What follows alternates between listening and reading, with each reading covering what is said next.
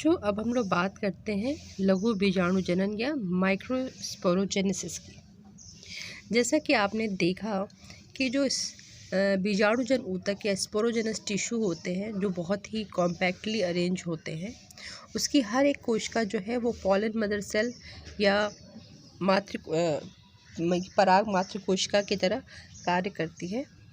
इसमें सबसे पहले रिडक्शन डिवीज़न होता है, क्योंकि ये द्विगुणित होती है तो इसमें रिडक्शन डिवीज़न होता है। और रिडक्शन डिवीज़न के बाद इसमें एक टेट्राड बनता है, पॉलन स्पोर टेट्राड बनता है। जब ये टेट्राड, इसमें जब परागकण जो है जब पूरी तरह से विकसित हो जाते हैं, परिपक्व हो जाते हैं, तब ये एक दूसरे से अलग हो जाते हैं। और इस तरह परागकण में जो होते हैं वो दो परतें होती हैं। पहली परत को, जो बाहरी परत होती है, बाह्य चोल होता है और जिसे हम एक्साइन, और दूसरी अंदर की परत होती है जिसे हम एंटाइन कहते हैं। जो बाह्य चोल है वो आपकी स्पोरोपोलिनिन से बनी होती है, जो इस अभी तक दुनिया में सबसे ज़्यादा प्रतिरोधक पदार्थ है।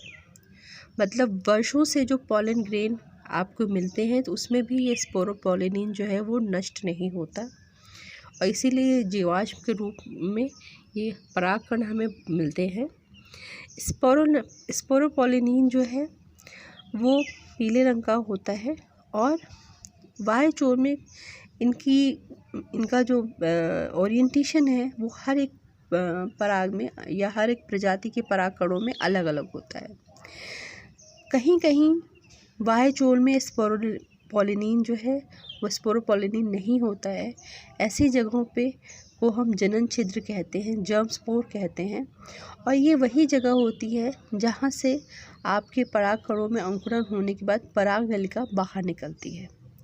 जो अंदर की परत होती है वो सेलुलोज और पैक्टिन की बनी होती है, और ये बहुत ही पतली सी परत होती है।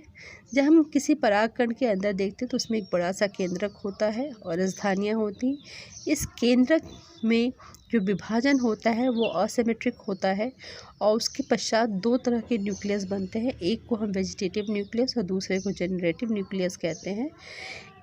साथ ही साथ कुछ परागकण में जो विभाजन है वो एसिमेट्रिक होता है और एक बड़ी सी कायी कोशिका बनती है जिसमें भरपूर मात्रा में पोषक पदार्थ होते हैं, और दूसरी पतली सी स्पिंडल शेप की जनरेटिव कोशिका या जनन कोशिका बनती है। इसका भी केंद्रक बड़ा होता है और ये भी भोजन से भरपूर होती है। अधिकतर प्रजातियों में जो परागकण है वो उनका डिस्पर्जल जो है वो इस टू सेल फॉर्म में होता है। कुछ कुछ परागकण ऐसे होते हैं, कुछ प्रजातियां ऐसी होती हैं जिसमें जो ये जनन कोशिका है उसमें भी आपके डिवीज़न हो जाता है, माइटोसिस डिवीज़न हो जाता है और दो नर युग्मक बन जाते हैं। उस स्थिति में उनका डिस्पर्जल होता है। ये जो जनन कोशिका होती है, जैसा कि मैंने बताया कि इसमें माइटोसिस होने के बाद दो नर युग्मक बनते हैं, और साथ ही साथ जब ये पुष्प के स्टिग्मा पे वर्तिकाग्र में पहुंचती हैं तो इसमें से परागकण निकलते हैं जो और पराग नलिका निकलती है, और इस पराग नलिका के अंदर ये दोनों नर युग्मक चले आते हैं। आपके जो परागकण हैं ये बहुत ही खास, चूँकि ये मेल गैमेटोफाइट को बनाते हैं। इन परागकणों को हम देखें तो ये बहुत ज़्यादा पोषण से भरपूर होते हैं, तो कई देशों में इनको एक न्यूट्रिएंट सप्लीमेंट की तरह, मतलब ताकत बढ़ाने वाली दवा की तरह भी इनको लिया जाता है। साथ ही साथ जो परागकण के बाहरी किनारे पे जो स्पोरोपोलिनिन है और कुछ दूसरे तत्व अगर होते हैं तो ये पॉलन एलर्जी को भी पैदा करते हैं। जैसा कि मैंने बताया कि ये चूँकि स्पोरोपोलिनिन काफ़ी रेजिस्टेंट होता है और इसका जो ओरिएंटेशन होता है वो हर एक फूल में अलग अलग होता है, तो ये पॉलिनोलॉजी, मतलब जिसमें हम परागकणों के बारे में पढ़ते हैं, उसमें भी काम आते हैं, जीवाश्म अध्ययन में भी काम आते हैं और फॉरेंसिक अध्ययन में भी काम आते हैं। पॉलन एलर्जी के बारे में जो अगर थोड़ा सा बता दूं कि अगर आपको याद हो कि गाजर घास पार्थेनियम के जो परागकण हैं वो बहुत ही तीव्र पॉलन एलर्जी को पैदा करते हैं, इसीलिए कहा जाता है कि आप इसके फूलों से दूर रहिए।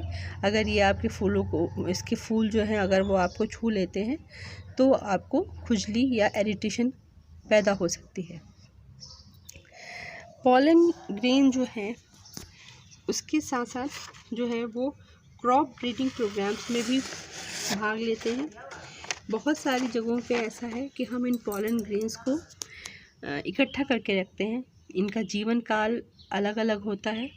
जैसे कि आपके जो ग्रेमिनेसी पौधे हैं, मतलब गेहूँ, चावल वगैरह हैं, इनके जो पॉलन जो परागकण हैं वो झड़ते हैं और झड़ने के 30 मिनट के बाद ही ये ख़त्म हो जाते हैं, मतलब उनका जीवन समाप्त हो जाता है। लेकिन जो कुछ पौधे ऐसे हैं जिनके परागकणों का जीवन काल बहुत लंबा होता है, जैसे कि गुलाब वगैरह या इसकी गुलाब पुष्प, जो रोजेसी के पुष्प होते हैं, उनके परागकणों का जीवन काल बहुत लंबा होता है। तो हम इन परागकणों को लिक्विड नाइट्रोजन में स्टोर करके रखते हैं। एक तरह से ये पॉलन जीन बैंक का काम करते हैं और फिर आगे चल के हम क्रॉप इम्प्रूवमेंट प्रोग्राम में आर्टिफिशियल इंसेमिनेशन के लिए हम इन्हें इस्तेमाल करते हैं। तो ये हमारे परागकण हो गए। अब अगले चैप्टर में हम मेगास्पोर्स के बारे में बात करेंगे। तब तक के लिए मैं आपसे यही कहना चाहूँगी बच्चों कि अब NCERT में वो चीज़ शुरू हो चुकी है जिसमें आप लाइन बाय लाइन आप पढ़ें, क्योंकि इसकी हर एक लाइन में एक एक सवाल है और हर एक लाइन जो है वो बहुत ही महत्वपूर्ण है। तो अपनी किताब में या जो अगर आपने डाउनलोड की है बुक, उसकी एक एक लाइन को आप बहुत ध्यान से पढ़िए और हम फिर कल मिलेंगे। नमस्कार।